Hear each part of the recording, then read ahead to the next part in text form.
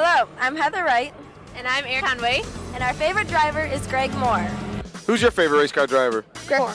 Greg Moore. And Paul, another of those new faces is the youngster. He's only 20 years old, Greg Moore from Canada, the Indy Lights champion who dominated the series last year, winning 10 of 12. He's been so very impressive in early testing. He starts today outside in row 3. We're just seconds away from the command for you to start an engine for your first IndyCar race.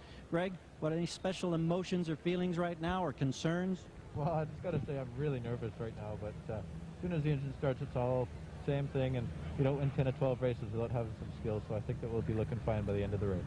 We wish you certainly great success. There's no doubt about it. This guy is a guy to keep an eye on. He'll start in car number 99 in row 3. Last year starts second today. In the second row, Jimmy Vasser was the fastest here in spring training. And Scott Pruitt, his only career win came on an oval at Michigan. The third row, Bobby Rahal, the only active three-time driver and three-time champion. And Greg Moore, last year's Indy Lights champion and rookie here. Robbie Gould. A lap to go. Jerry Forsythe is the man who calls the shots or owns the team. We met Greg Moore just a few moments ago. He told us how apprehensive or nervous he was before gentleman starts. Does this yellow flag situation, do you think, help him settle in, or does it compound the problem? My guess, Gary, would be that it would settle him down somewhat. Your expectations for this young man based on not only what he did in Indy Lights last year, but what you've seen in testing thus far? Well, the team's been extremely pleased with the effort that he's put forth and the team all this past winter. And I believe the young fella has a fantastic future ahead of him. He said, young fella, 20 years and counting. We wish you well. Thanks very much. Paul? All right, they're ready to come back to a green flag, and they will line up back in the starting order to do that. Make up a little bit on Greg Moore. Force him into a mistake. Meanwhile, Moore, just 22 years old, looking for his first career win. Final lap, Moore leads Andretti. 2 corners remain for Michael to try to close up on Moore. Only 22 starts in Moore's resume. Could this be the day for Greg Moore and the players team from Canada? I don't think Michael has enough time. Moore thinks he hasn't won. With his fist in the air, he takes the checkered flag and resets the record as young. Have the tires? Do they have the stamina and the judgment?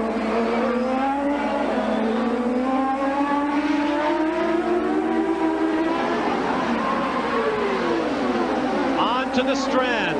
How much throttle can... And Gugelmin slows. Blundell bursts into the lead as his teammate slows out of fuel. And now Greg Moore has a decision to make. I could have passed him for second. Can I pass him for my second consecutive lead? Bruce McCaw and the team looking on. It's all in the hands of Mark Blundell. Only 2 corners to go. Blundell in the middle of the racetrack. Defensive position. Michael Andretti doing the same in what is now third place. And Blundell slows. Moore is in the lead. Blundell is out of fuel. And it has all come apart for the PacWest teammates. Victory.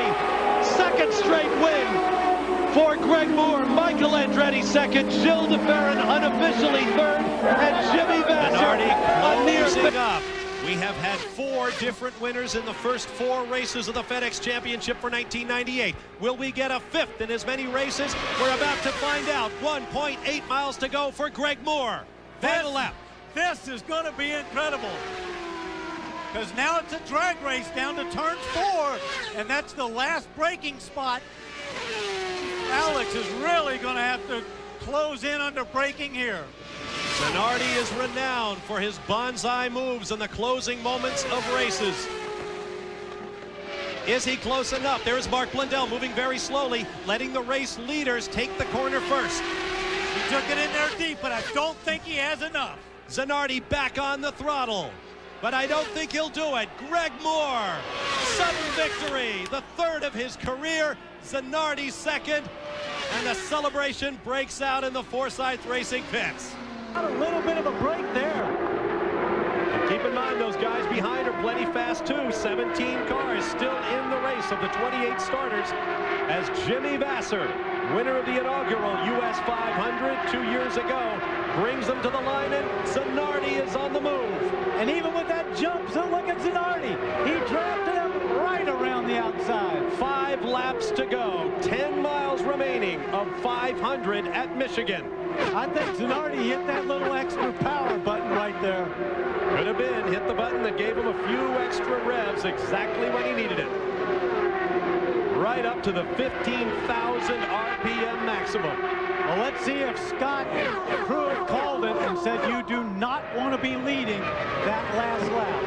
Here comes Vassar up high around his teammate. I've got a button too, Padre. Zanardi and Vassar behind him. It's Pruitt, Moore, Bobby Rahal in there, Richie Hearn, and look at Greg Moore in the blue car. Yep. He's coming right down along Jimmy Vassar.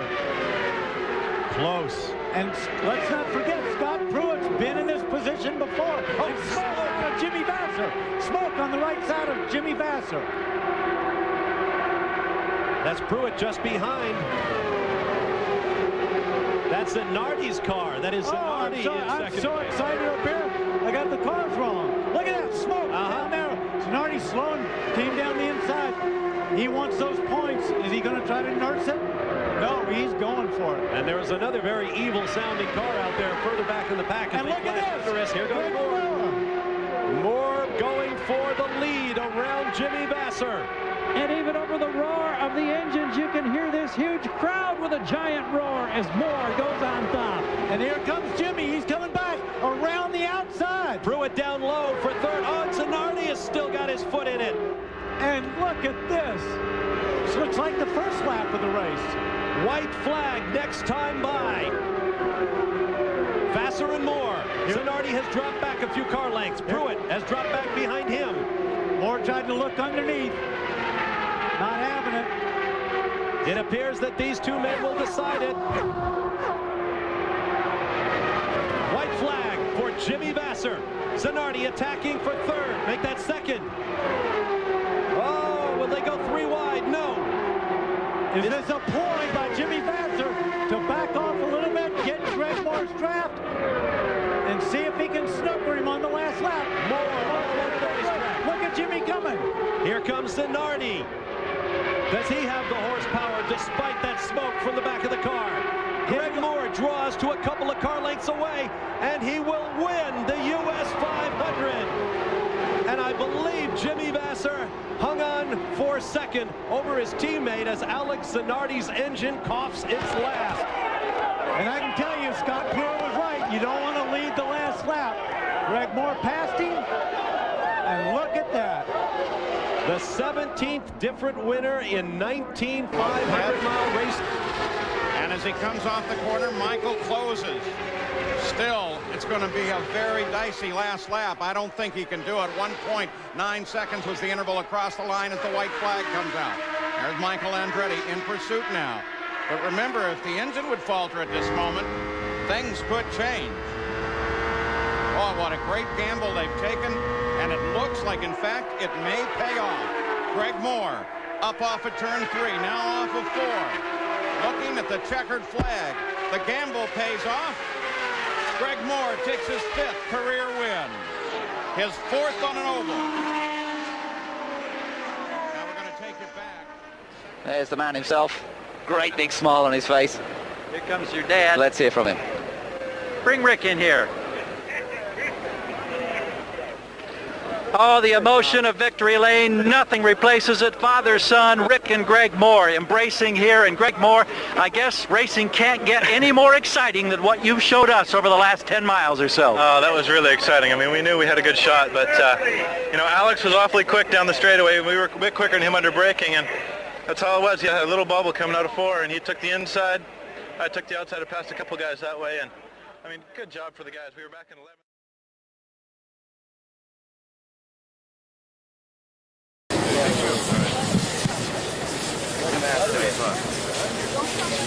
There you go.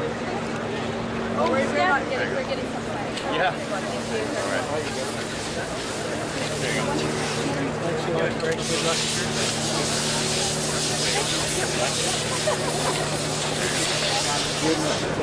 There you go. Let's do some other people. Good? All right, thanks.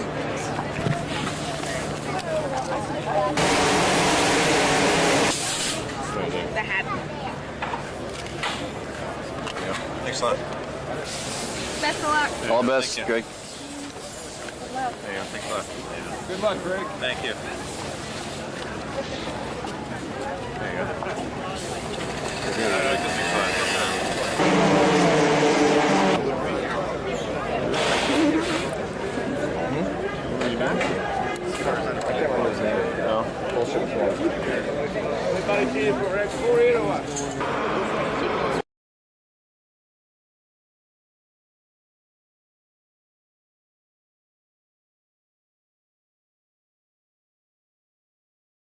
Remember that Greg Moore was supposed to be fourth in this lineup. He didn't take the flag. We heard from Neil Mickelwright of his problems, but Jan, you've tracked him down.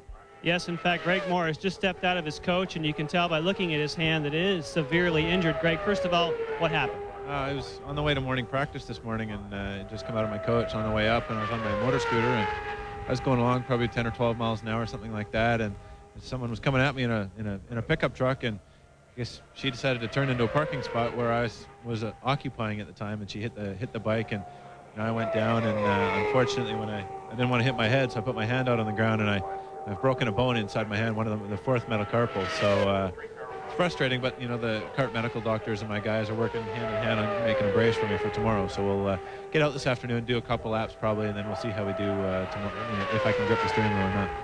So do you think that you'll get a good indication? I mean, a 500-mile race is brutal for a guy who's in good shape. And I can say from personal experience, I've broken that same bone. That seems very optimistic in my view.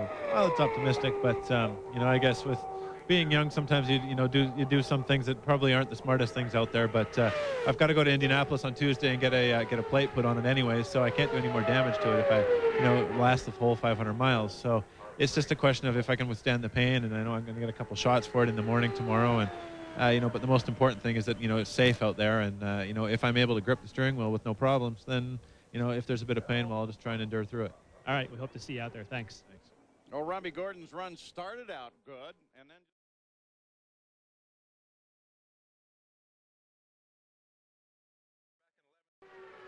And remember, Fontana is all about the draft with the Hanford device. It's like coming up behind a semi at 90 miles an hour and just being pulled right into the back of it. Oh! Oh, an enormous crash. Oh, my God. A terrible crash. Yellow comes out again. We're going to hold on identifying this car because there are two cars like it in the field. We want to assure ourselves they now report it is Greg Moore. There's his teammate, Patrick Carpentier. Greg Moore was hit on his motor scooter in the paddock yesterday morning by a car. A lot of scrapes, a lot of bruises, broke some bones in his right hand. They built up a whole system out of carbon fiber so that he could drive. He ran a practice drive late yesterday after the qualifying. They cleared him to start in the back. And now this horrendous crash. We wait for word from CART officials what the story is at the crash site. Yellow flag came out, 10 laps complete.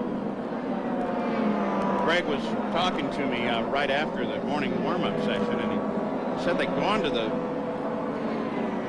used a needle with some medicine in it, injected it right down to the bone to help reduce any sensation of pain that he may have. And he showed me his hand, a lot of stitches in it, and some fairly heavy swelling in that hand.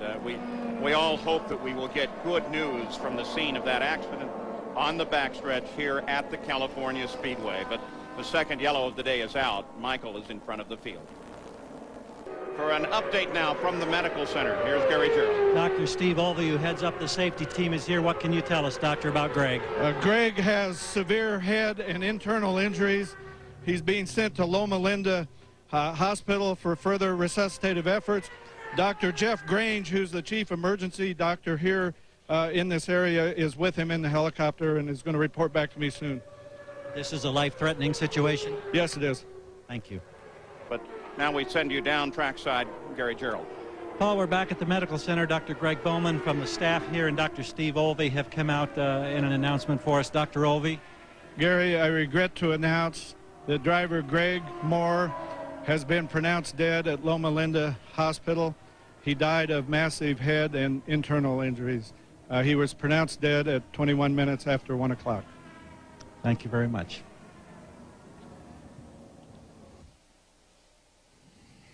Well, that certainly was our concern. From Maple Ridge, Canada, Greg Moore, 24 years old, a promising young rookie when he came to the series, the 95 Lights champion. His whole future ahead of him. Won at Homestead this year, was going to move over to drive to Roger Penske's team next year. Our condolences to his friends and family.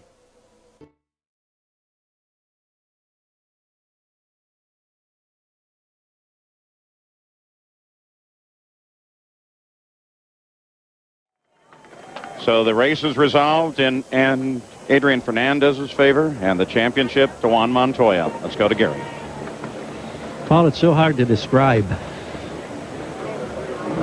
the emotion that thousands of people are feeling, and it's swept over all of us.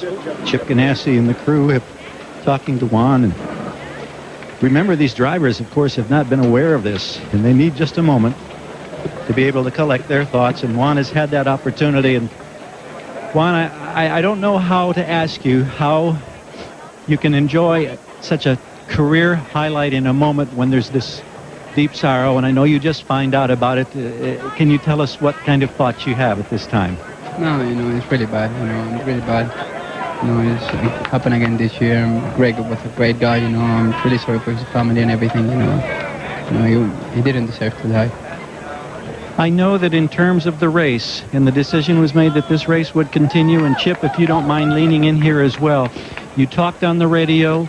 There was the concern about the fuel strategy, the importance of every position at the end. You realized from his urging how crucial it was to get by Mauricio Gugelmin at the end, because that was going to decide whether or not you won this championship. Yeah, he told me about it, and I saw Mauricio was going really slow, so I didn't think it was going to be that hard. When I went by him, I couldn't believe it. Chip, we must offer our congratulations to this team in a time of this somber atmosphere. We salute you with another championship. How much of a long shot did you think it would be as this day began? I'll tell you, Gary, I